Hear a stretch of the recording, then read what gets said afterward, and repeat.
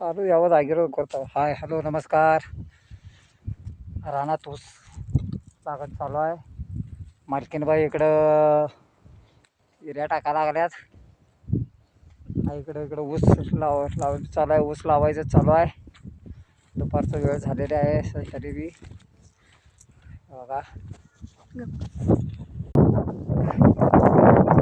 हे बघा मालकीनबाई सकाळपासून धावपळीत आहेत.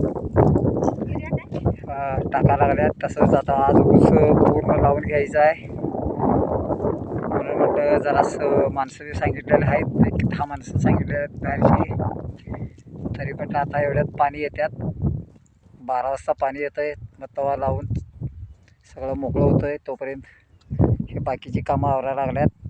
ऊस तोडणारे बी खाली आहेत बी. तर इकडं